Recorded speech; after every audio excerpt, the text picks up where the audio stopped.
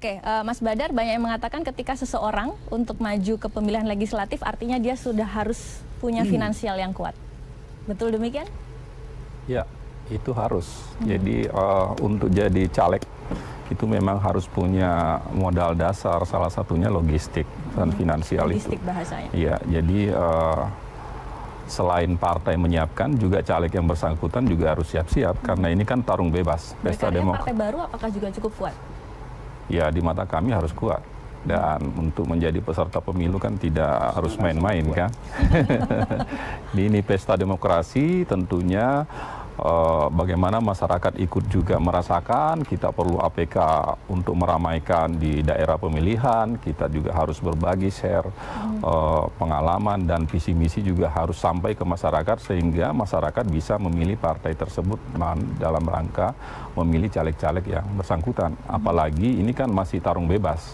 Selain tarung dengan partai lain, masih tarung internal antar sesama caleg, nomor 1 hingga nomor sekian, sehingga memang dibutuhkan modal yang besar, tapi kan perlu juga perhitungan yang matang, tidak asal membuang begitu saja, membuang garam di laut, tapi tentunya juga dengan perhitungan matang. Disitulah pentingnya teman-teman konsultan politik, teman-teman surveyor untuk memberikan masukan-masukan. Dan saya kira itu dilakukan oleh teman-teman, baik di partainya maupun di calegnya masing-masing. Oke, Mbak Dian sepakat finansial kuat juga menjadi kunci untuk sukses di pileg? Ya, tapi kan kita mengukur kekayaan itu kan ada kekayaan kawan yang we cannot value, with Mbak Dian juga sudah punya modal dulu di masa lalu. Jadi apa modal itu tidak harus kita asosiasikan dengan uang. Ada banyak modal, misalkan network kita, dan juga tentu finansial juga dibutuhkan. Tapi jangan lupa ketika kita tidak punya, bayangkan saya baru 4 bulan loh kalau dihitung-hitung, saya tanggal 15 September saya terbang dari Australia, dari Melbourne, saya resign tanggal 14 dan tanggal 15 saya sudah terbang.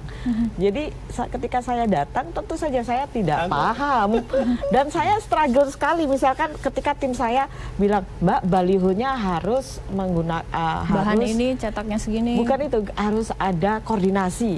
Saya kan tidak paham apa artinya koordinasi itu. Bagi saya ya koordinasi saja, saya bilang begitu. 1 bulan kok belum diangkat, ya harus koordinasi. Ya saya berikan ini koordinasi aja, telepon saja.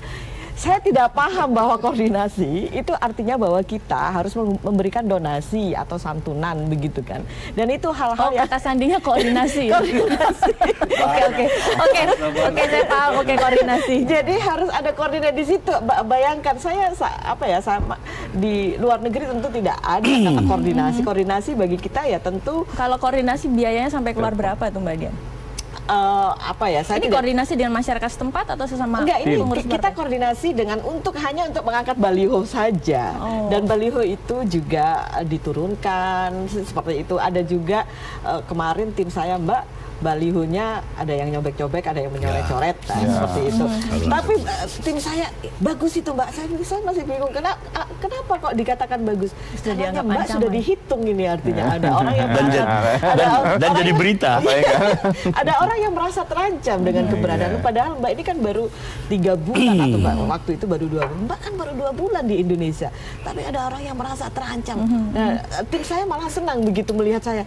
Jangan-jangan kamu, enggak lah. Tapi menarik ini karena ternyata ketika baliho muncul, karena ini kan sebetulnya business opportunity, karena itu inflasi itu sangat tinggi pada mulai bulan Januari.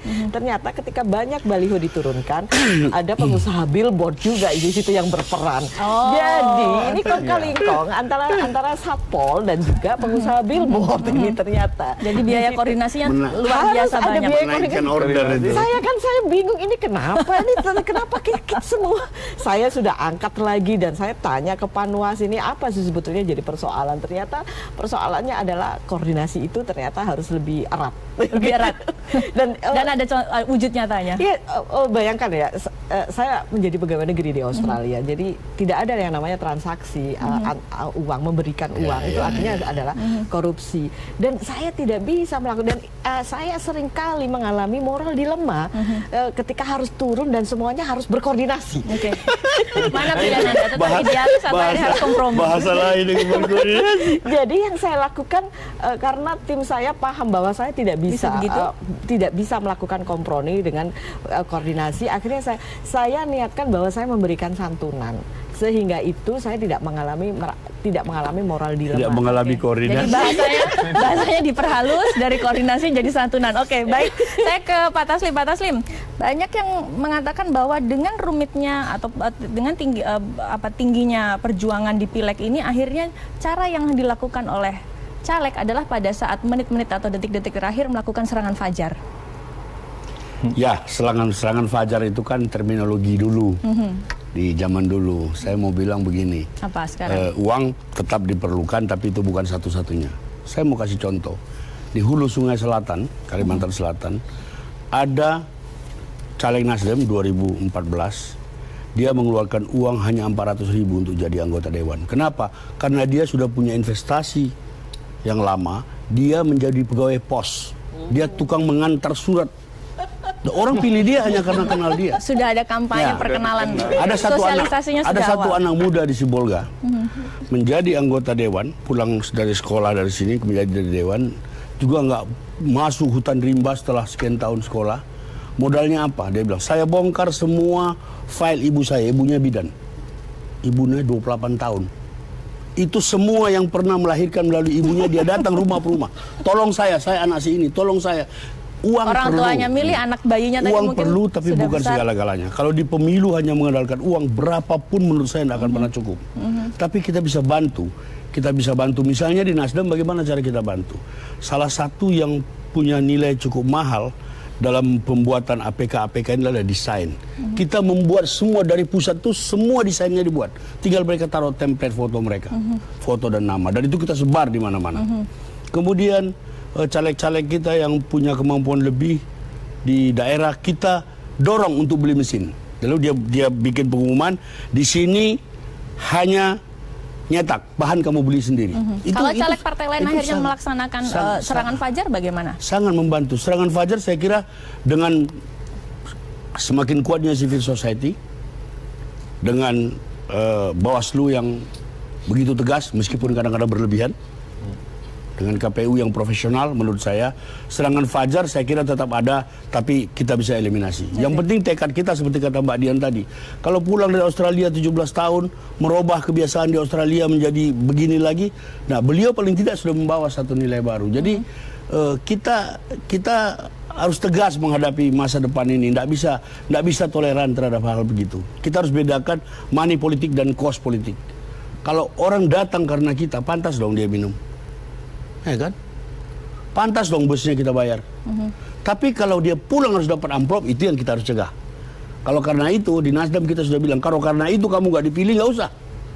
Kita ikhlas. Tapi saatnya kita memperbaiki keadaan ini. Ini sudah parah sekali. Saya mau cerita lagi. 2014 saya jadi calon di satu daerah di Pantura di Tangerang. Begitu saya datang di satu desa, saya ditemui. Pak, nggak usah ketemu Pak. Ketemu, Bapak mau suara berapa, bla bla bla bla. Janjian 2 minggu lagi saya datang. Tahu apa yang terjadi 2 minggu lagi? Di pintu gerbang desa ditulis, di sini menerima serangan fajar, 1 gambar dolar, 1 gambar rupiah. Saya nggak lanjutkan, saya pulang. Ada money changernya juga di sana. Jadi maksudnya kita harus mulai dari diri kita. Kalau itu pun nanti membawa konsekuensi, is okay, nggak apa-apa. Tapi kita, pemilu ini adalah momentum untuk memperbaiki keadaan negara, menurut saya. Pak Badar, saya menambahkan. Kalau misalnya di dapil saya, ketika saya datang, saya tanyakan Pak RT-nya pekerjaannya apa, begitu loh. Saya penggali kubur. Terus kuburannya di mana? Itu di belakangnya ibu kuburan itu. Jadi saya tidak sadar ternyata saya itu sampai ke kuburan itu. Tapi ternyata mereka sangat menghormati ketika mereka bisa berkenalan langsung dengan saya, dan itu tidak ternilai dengan uang. Mbak Dian, kalau zaman dulu yang di kuburan itu masih ada di DPT itu. Jangan-jangan yang di kuburan di DPT dan ikut coblos saya, Pak.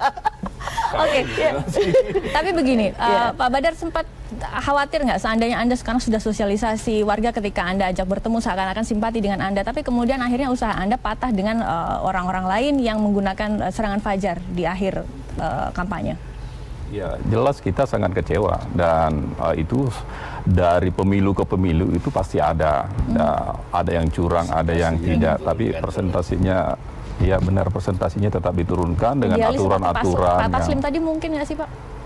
Ya sangat idealis karena dia udah merasakan ya, kita kan nggak nyalek sekarang mungkin Pak. Ya nggak nyalek, mungkin jerah udah merdeka, jerah dengan keadaan saat itu sehingga nggak berani turun sekarang kali.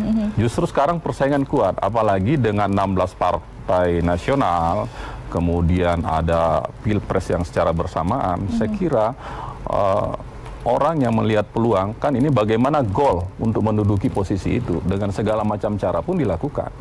Secara idealis sih ya memang kita tidak butuh uang, butuh visi misi, tapi masyarakat gisinya mana? NPWP nomornya piro, wani piro, kira-kira begitu. Tapi itu bagaimana kita? Ya, tapi kita meminimalisir semua ini, semua partai pun juga ingin melihat bagaimana pemilu, dari pemilu ke pemilu lebih baik dari pemilu sekarang. Buktinya dengan sekarang ada saksi di setiap TPS yang dari pihak Bawaslu ya, pihak Bawaslu, sehingga ini meminimalisir namanya money politik. Tapi sebelumnya itu, dalam masa-masa sosialisasi ini, kita menemukan di lapangan itu masih sangat-sangat banyak kejadian. Karena ini persaingan. Tarung bebas istilahnya, jadi baik internal maupun eksternal, sehingga apapun yang dilakukan, yang penting mau halal mau haram, yang penting sampai di tujuan. Oke, Mbak Dian, apakah Anda percaya bahwa tadi mengatakan Pak Taslim mengatakan bahwa civil society kita sekarang sudah anti dengan serangan fajar? Apakah Anda percaya dengan hal tersebut? Ya, karena di dapil saya ini bila ada misalkan caleg yang turun dengan memberikan bantuan goodie bag, itu biasanya mereka cerita dan diambil kan, dilaporkan itu.